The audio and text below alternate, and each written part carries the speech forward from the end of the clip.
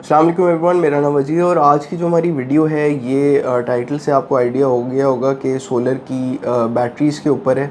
और अब जो है चीज़ें बहुत डिफरेंट हो गई हैं और हाइब्रिड या जो ऑफ ग्रिड सिस्टम्स हैं वो फ्यूचर कंसिडर किया जा रहा है। तो I personally feel as well कि hybrid will be the future और आपके पास हमेशा ये ऑप्शन होता है कि आप उसमें नेट मीटरिंग करवा सकते हैं। लेकिन जब भी आप एक हाइब्रिड इन्वर्टर लगाएंगे तो ज़ाहिर है उसके साथ बैटरीज़ आपको अटैच करनी ही पड़ेंगी। अब उसमें आपके पास दो ही ऑप्शंस हैं, या आप लिथियम बैटरी पे जाएं या आप डीप ट्यूबलर पे जाएं। अब इसमें बहुत ज़्यादा लोग कंफ्यूज हैं और उसके क्या प्रोज एंड कॉन्स हैं दोनों के, वो लोगों को आइडिया नहीं है। लोगों को प्राइस का इतना नहीं पता, वारंटी का नहीं पता, डेप्थ ऑफ डिस्चार्ज का नहीं पता, मेंटेनेंस का भी इतना आइडिया नहीं है। वारंटी का एक बड़ा इंपॉर्टेंट चीज़ है। तो ये तमाम जो फैक्टर्स हैं इस पे हम एक एक करके बात करेंगे और देखेंगे कि कौन सी बैटरी आपके लिए आपके जो हाइब्रिड या ऑफ ग्रिड इन्वर्टर है उसके लिए सूटेबल है। तो सबसे पहले हम बात कर लेते हैं प्राइस या कॉस्ट की। तो डीप ट्यूबलर अभी अगर आप एक 48 वाट का सिस्टम लगाते हैं तो आपको 4 बैटरियाँ लेनी पड़ती हैं। तो 4 बैटरियों का मतलब है तकरीबन हम कोई 3 लाख रुपए की आपकी बैटरीज आती हैं। वेराज अगर आप लिथियम की बात करें, लिथियम बैटरीज़ का प्रॉब्लम ये है कि उसमें बहुत सारे बैंक्स हैं और बहुत सारे ब्रांड्स हैं, तो लोग अक्सर कंफ्यूज हो जाते हैं। लेकिन मैं फिर भी आइडिया देने के लिए आपको बता सकता हूँ कि एक अच्छा बैटरी बैंक जो है वो अभी 3 लाख या 3.5 लाख से लेके 4.5 लाख रुपए तक है। और ये अभी प्राइसेस चल रही हैं बैटरीज़ की। उसके बाद वारंटी की बात कर लेते हैं।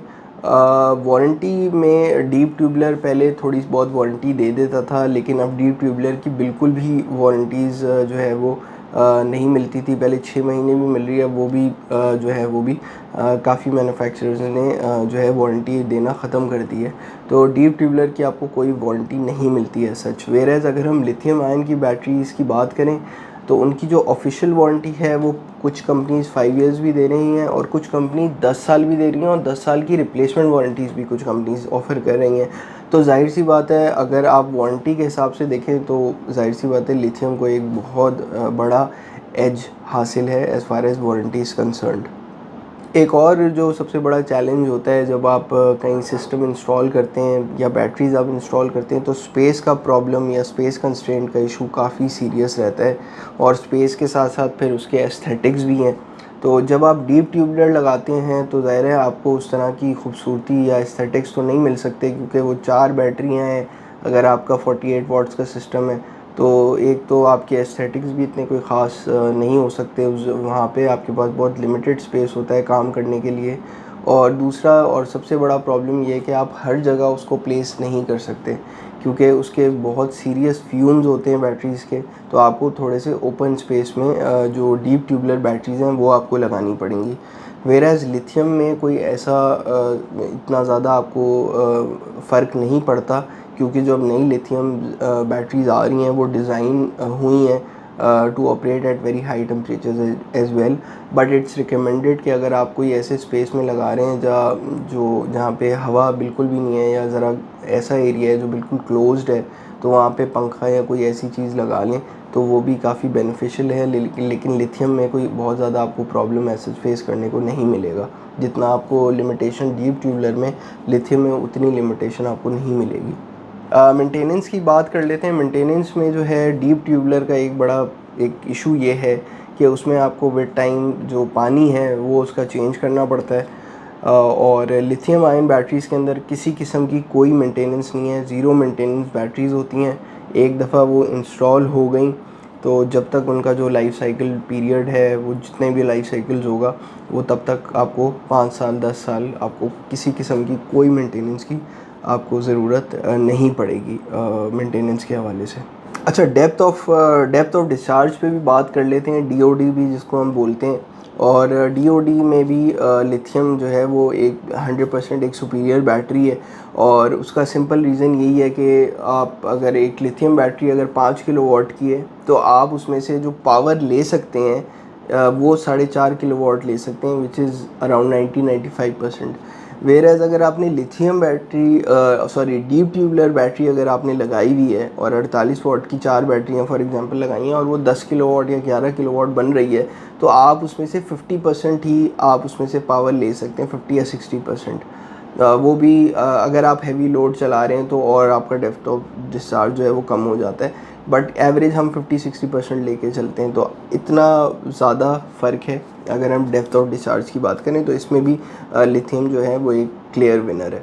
चार्जिंग टाइम की बात कर लेते हैं। चार्जिंग टाइम बहुत इंपॉर्टेंट है उन लोगों के लिए जहाँ पे बहुत ज़्यादा लोड शेडिंग है, और अगर हम लिथियम बैटरीज़ की बात करें तो उनका जो चार्जिंग टाइम है वो बहुत कम है। कुछ जो हाई वोल्टेज बैटरीज़ आ रही हैं वो तो 1 घंटे में भी आपकी पूरी बैटरी चार्ज कर सकती है, और अगर जो नॉर्मल लिथियम बैंक्स हैं वो तकरीबन आप 3 घंटे में भी उसको आप सेफली चार्ज कर सकते हैं। डीप ट्यूबुलर में अलबत्ता ये चीज़ नहीं है। Deep tubular can take up to 5 to 6 hours to charge, और ये एक बहुत सीरियस कंस्ट्रेंट है डीप ट्यूबुलर का। और जहाँ पे लोड शेडिंग हो रही है बहुत ज़्यादा, तो ये आपको थोड़ा सा कंसिडर करना पड़ेगा जब आप बैटरी परचेज़ करें सोलर का। तो ये भी आपको एक चीज़ है जो मद्देनज़र रखनी है, क्योंकि चार्जिंग टाइम जो है वो बहुत लोग इस चीज़ को उतनी अहमियत नहीं देते, और ये एक बहुत इम्पॉर्टेंट चीज़ है। लाइफ साइकिल की भी बात कर लेते हैं, और इसमें भी क्लियर विनर इज़ लिथियम।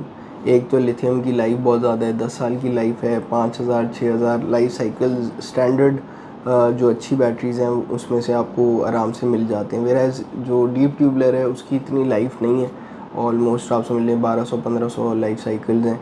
फिर डीप ट्यूबुलर का प्रॉब्लम ये है कि वो 3 साल उसकी, अगर हम सालों में बात कर लें आसान लफ्ज़ों में, तो 3 साल की लाइफ है। वेयरएज़ लिथियम की जो है अगर आप उसको जो है अगर आप हर दिन भी चार्ज डिस्चार्ज कर रहे हैं तो आराम से 5 साल 7 साल कहीं नहीं जा रहा, तो ऑलमोस्ट डबल का फ़र्क है। तो अगर आप ROI भी कैलकुलेट करते हैं तो 10 साल में वो आपको रिप्लेस करनी नहीं है लिथियम। और अगर आप डीप ट्यूबुलर देखें तो डीप ट्यूबुलर 10 साल में आपको 3 दफ़ा आपको रिप्लेस करनी पड़ जाएगी। तो इन द लॉन्गर रन आपको जो डीप ट्यूबुलर है वो बहुत महंगी पड़ती है। 2024 में अगर हम देखें तो अब क्योंकि लिथियम की प्रोडक्शन भी लोकल हो रही है, असेंबल भी इधर हो रहे हैं, तो प्राइस पॉइंट का जो डिफरेंस है डीप ट्यूबुलर में और लिथियम में अब वो बहुत ज़्यादा श्रिंक होता जा रहा है।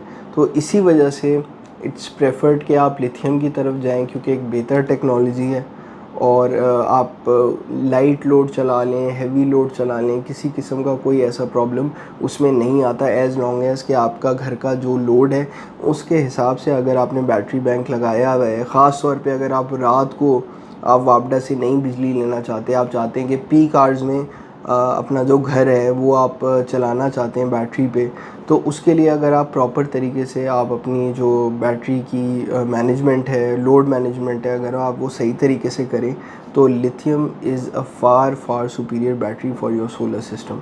तो ये एक बहुत कुछ इम्पॉर्टेंट चीज़ें हैं जब भी आप अपना सोलर सिस्टम इंस्टॉल करेंगे, या जिससे भी आप किसी कॉन्ट्रैक्टर को अगर आप हायर करें, तो बैटरी का थोड़ा सा ड्यू डिलिजेंस आपको ख़ुद भी करना चाहिए। और आज की वीडियो भी इसी वजह से मैंने बनाई है, ताकि ये कुछ इम्पॉर्टेंट पॉइंट्स हैं जो आप कंसिडर कर सकें जब भी आप बैटरी परचेज़ करें। Thank you.